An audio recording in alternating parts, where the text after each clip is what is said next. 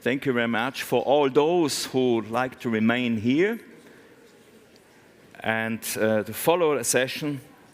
I guess it will be and become very interesting. There is a provocative question behind. Is tourism coming to an end? From overtourism to sustainability governance. I'm sure that we were able to collect an interesting session with very interesting personalities.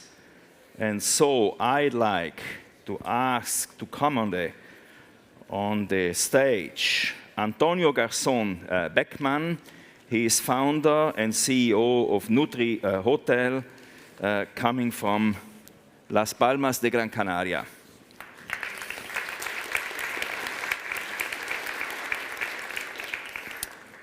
I say hello and welcome to Dirk Glesser, Director Sustainable Development of Tourism at UN Tourism in Madrid.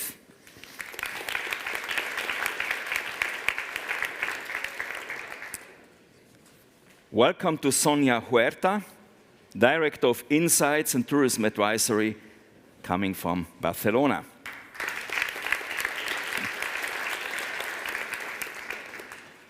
I'd like to welcome Wolfgang Töchterle, Director Marketing and member of the Management Board of IDM. IDM stands for Innovators, Developers and Marketers in South Tyrol, Northern Italy.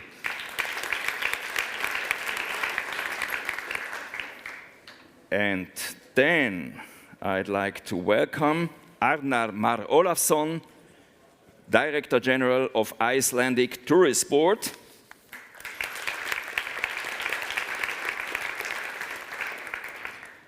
And last but not least, Laura Garcia, Head of Sustainability Communication at Visit Benidorm.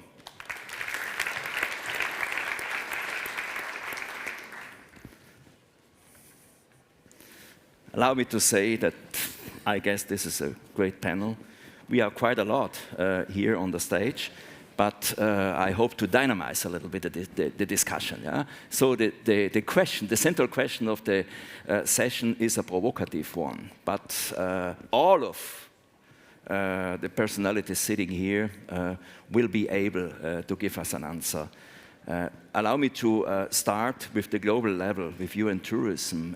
Dirk, is tourism coming to an end? First, I waited so that we all find the answer for ourselves, and then two facets to that in a reply.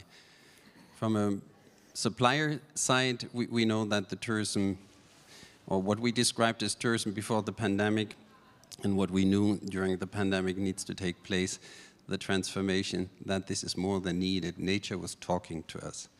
So those suppliers being able to transform will become more resilient in the future, to see a tourism in a different manner and serving it in a different manner.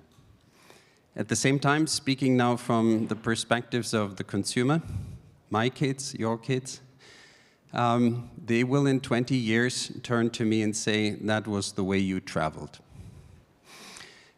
That is tourism you thought tourism was. They do it now. They will speak much more of the word travel than we were speaking in the past of. So the movement is no longer just for recreational purposes, which was the origin of the holidays we are seeing nowadays, paid holidays for recreation purposes. I see so many people returning from the holidays enriched, but physically not totally recreated.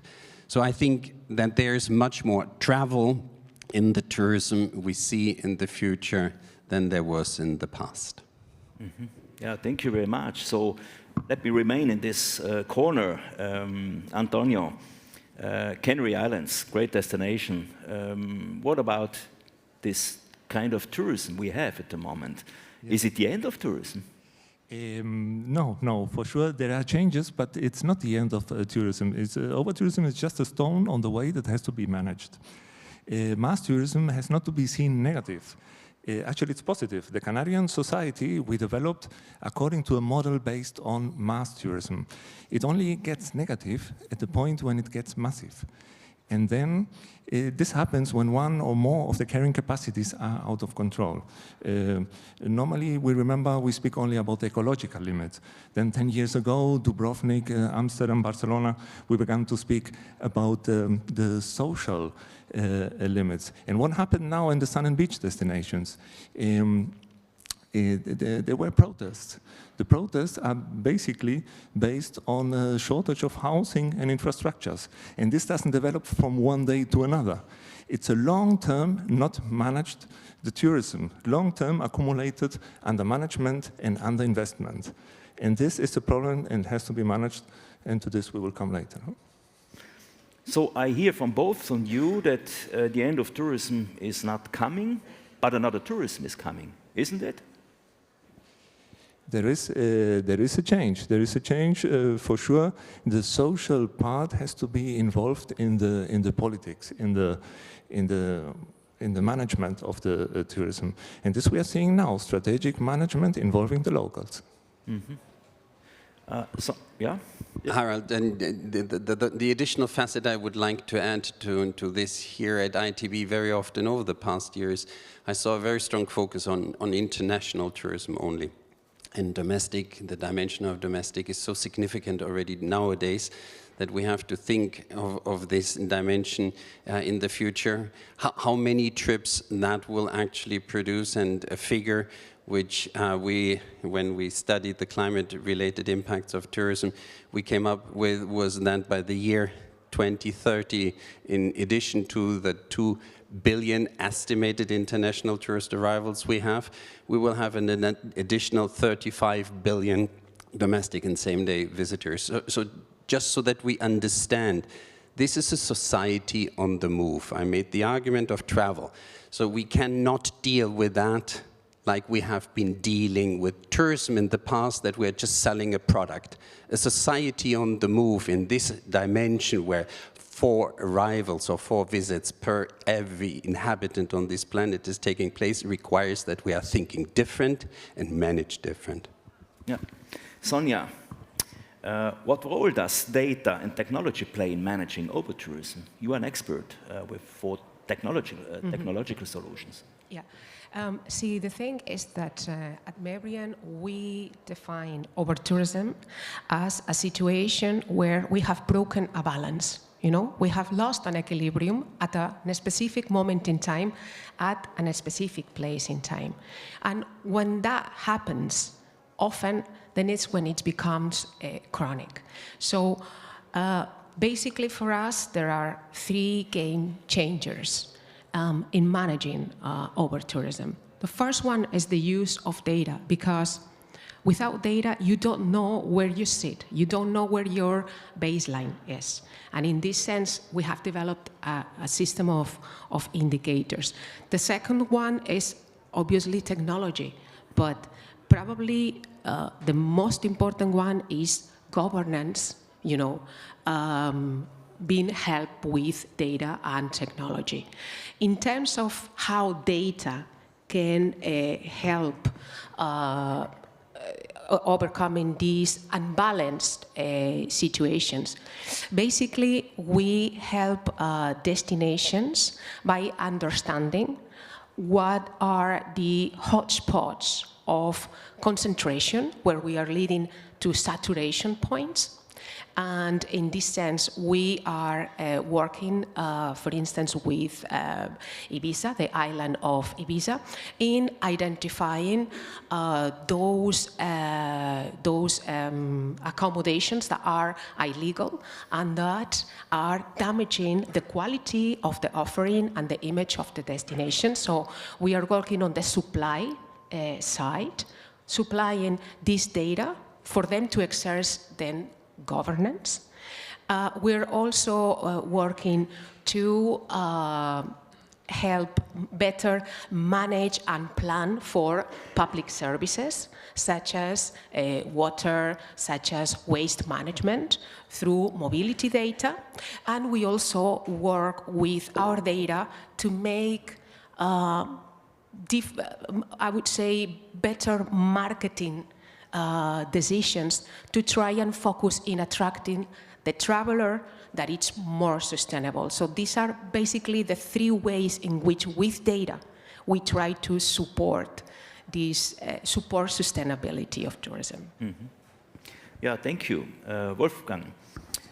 Moving from the Spanish islands to the Alps, since decades the Alps are really attractive, even more in the last years. They became so attractive. Overcrowding and over-tourism became, let me say, important keywords. Sometimes, from a touristic point of view, also negative keywords. Is something out of balance in South Tyrol?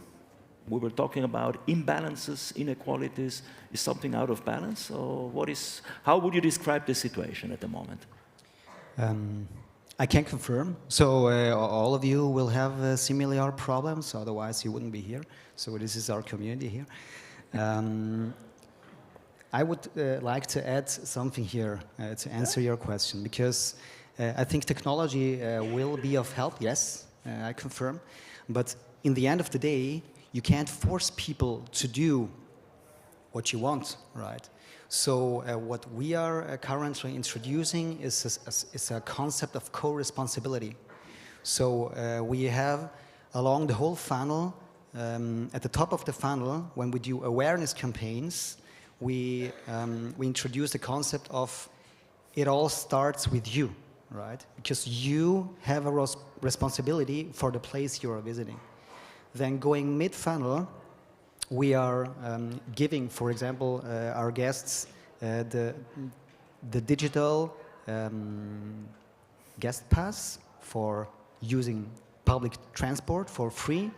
And when the guest then arrives, he will get in the future the same message like he saw upper funnel.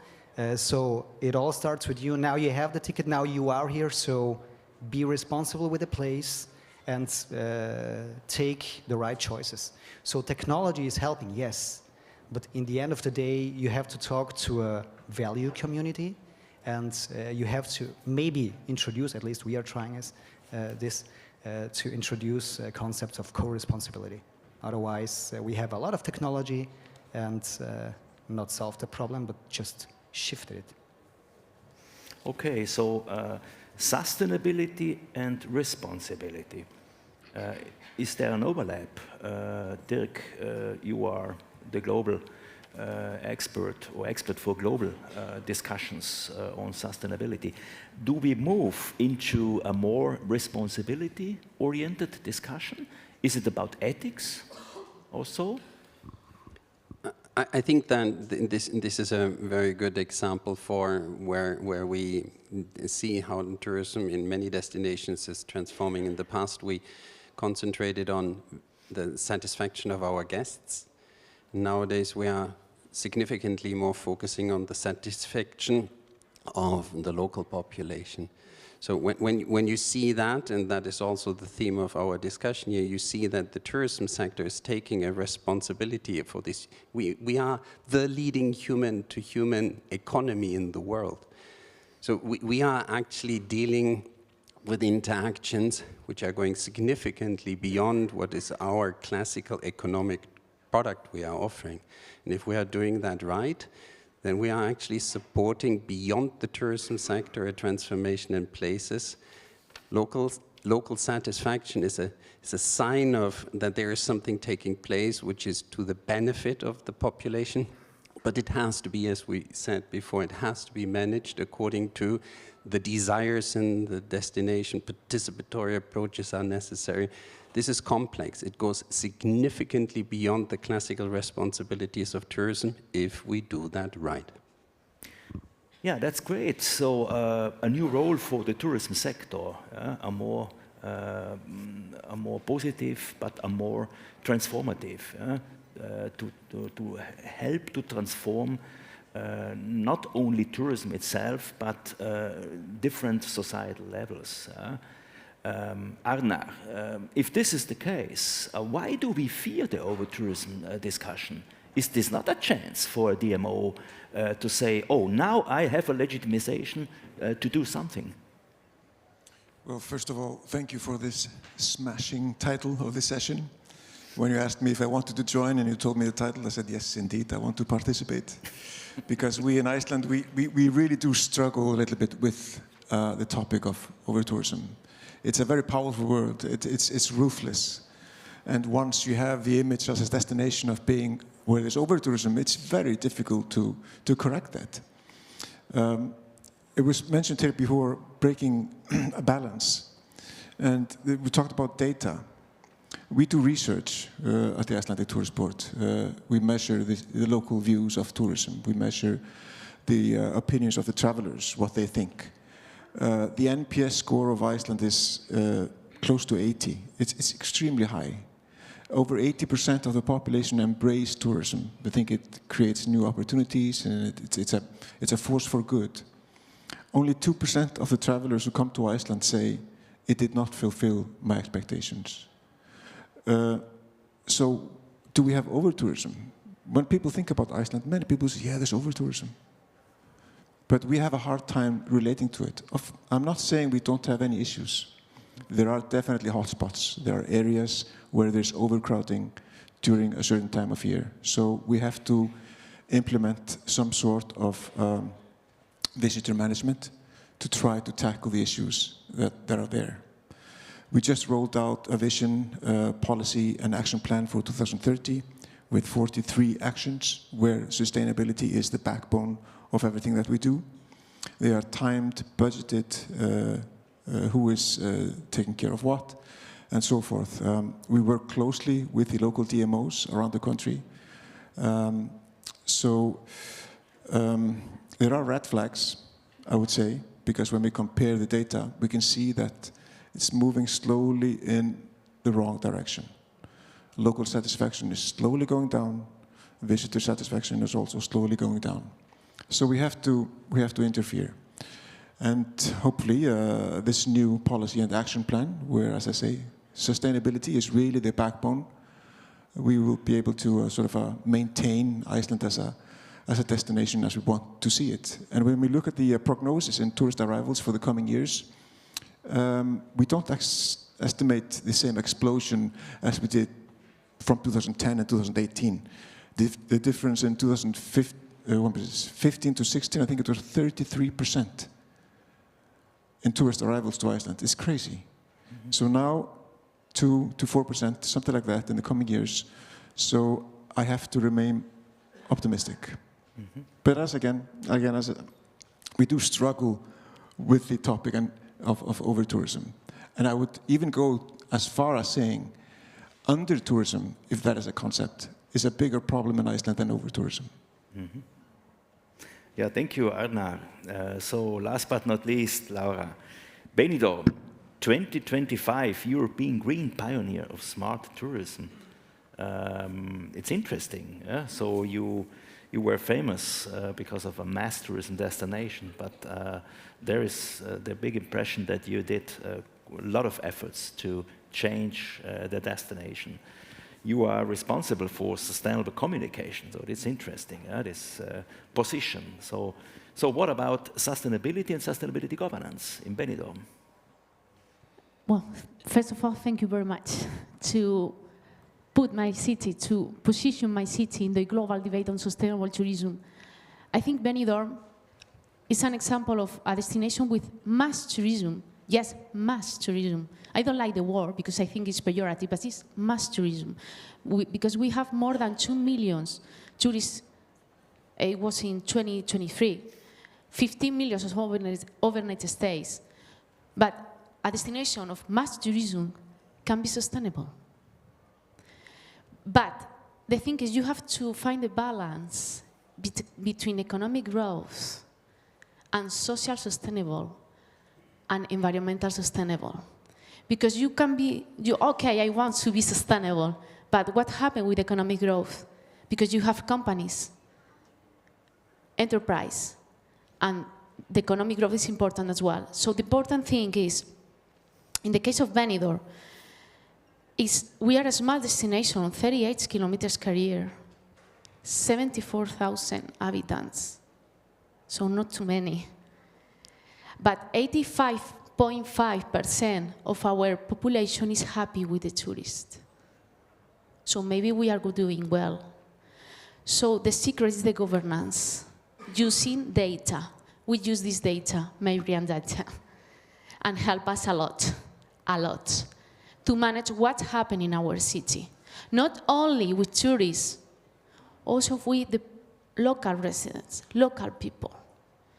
Because we are always thinking, what's happened with tourists? We have to take care of tourists, of course, but the message of tourists that respect my city, respect my town and my people is also there.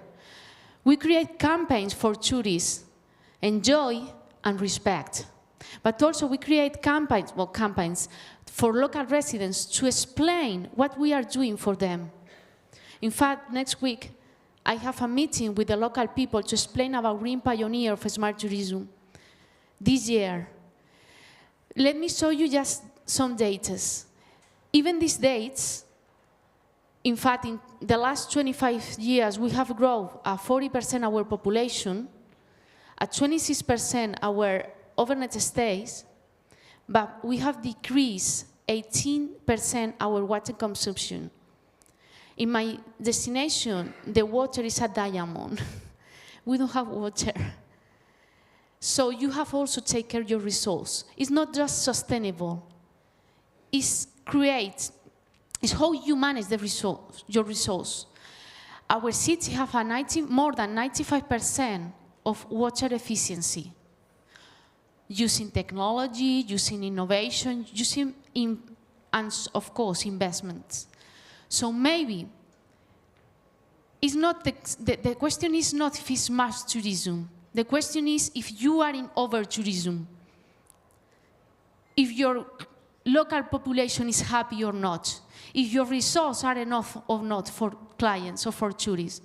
So please, let's stop stigmatizing tourism and think that maybe density can be unsustainable because we are an example of density. We consume a little sky and very little land. Everything is... In 1958, we created it was the first vertical urbanistic plan in Spain.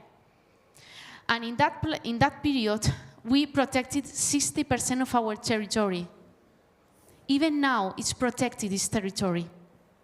So maybe you manage in a long term, your destination, in a long term, you can be sustainable despite the mass tourism. So in my question, I think... Great answer, Laura. Thank you very much. What I learned is that we have to follow a two-level strategy. The one is about, let me say, culture. It's about values. It's about the mindset. It's about responsibility. And the other one is about data. It's about evidence-based decision-making. We need data. We need, let me say, a double transformation, a twin transformation. Sustainability, the sustainability transformation on one hand and the digital transformation on the other hand. They can go hand in hand. But then you have definitely to change the under-management, what you were calling before. So let us come to an end, a final round, from over-tourism to sustainability governance. Dirk, what is the suggestion of you and tourism for the destinations all over the world about the governance of sustainability in the destinations? I think the first thought and the first recommendation is to recognize that destinations are very often leading this discussion, and here take policy into implementation. That's what we see across the world, that it's very often in destinations taking place. Here you see and vote for local politicians which are suggesting solutions to the problems, and you see whether they are getting implemented or not. We want to stress that because it's in tourism something very important for us familiar with the tourism sector, but outside of the tourism sector, it's not so known that destinations are actually at the forefront of this implementation. And for that, they need support. They need support through logical data structures, which are existing not only for the destination level, but at a wider level. They need support, and then it is realized that it is the tourism sector now structuring discussions which are going beyond the tourism sector's competences and responsibilities. And that needs support, political support in the frameworks. Where we are discussing the global challenges like biodiversity or climate change, that we recognize it's the implementation at destination level which very often takes place. And at the same time to have this kind of discussion so that we see that it's actually the governance which is helping us to transform, because it always depends on the context of a specific destination, and it depends on the process. Sustainability is not an objective you achieve and you get a tick, it's a process. And this process is super needed, and many of the examples here are highlighting how these processes are built on evidence, but they have to be participatory. Nobody who studied here in the room will deny that participatory processes are not in the textbooks, that they are not having been discussed during their studies. But I want to see those people saying then also, I live up to participatory processes. And I think that is one of the big challenges from the talk to implement it. And that is, for us, something we wanted to highlight. Those leading the implementation need the necessary support, and at the same time, the recognition that they are actually facing that. And when they are suggesting then solutions, they might not be perfect at this particular stage, but they are constructive, and that is what we recommend. Yeah, thank you. Very short answers. Now, how you implement. It's about implementation, yeah? How you implement on the Canary Islands that what we call sustainability governance. Yeah, I will come very quickly to 3 proposals for social sustainability in the government. First, the protests are based basically on the shortage of housing. So there must be politics of housing like they are being done now. Now they are very quickly done in the Canary Islands, building new houses. A new vacational renting law is approved this month in March in the Canarian Parliament. And third, giving more security on the long-term renting market, which is done now. And now the second one would be to create adequate storytelling for the locals. We only speak about the locals, but have they the right information? Sometimes we see that they don't have the right information and they are not aware of how the tourism is important for them. For example, in Canary Islands, 90% of the jobs depend somehow on the tourism. And the last one is more conflictive. It's the paradox of overtourism.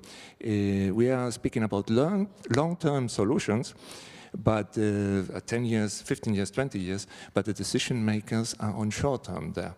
And sometimes there is a conflict between populism and personal interests and the real interest of the sustainability. And this has to be considered as well. Yeah, thank you. Let's move to South Tyrol.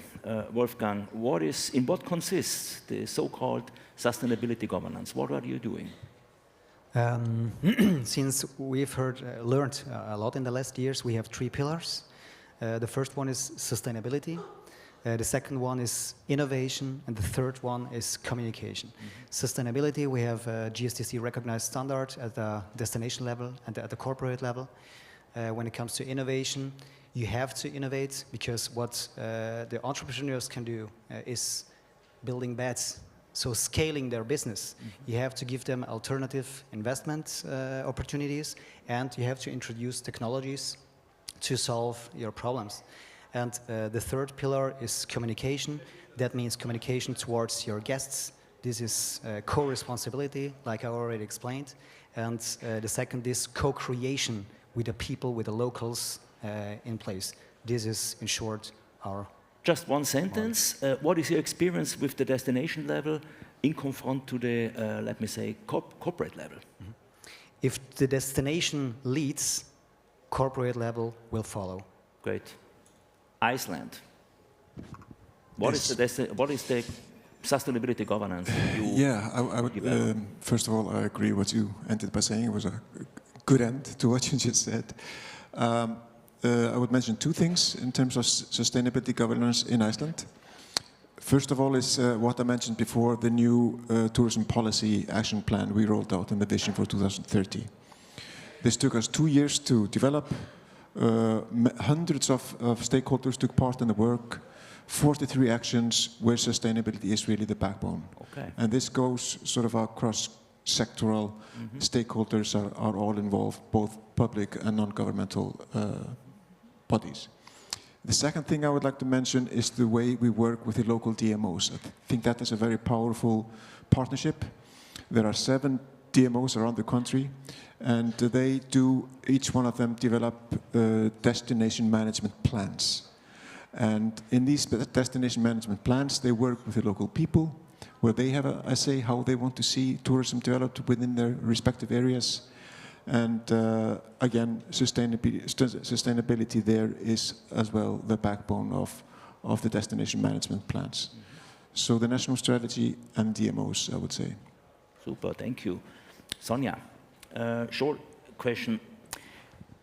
Is sustainability governance something which you can connect with technology and values? How can you integrate values and technology?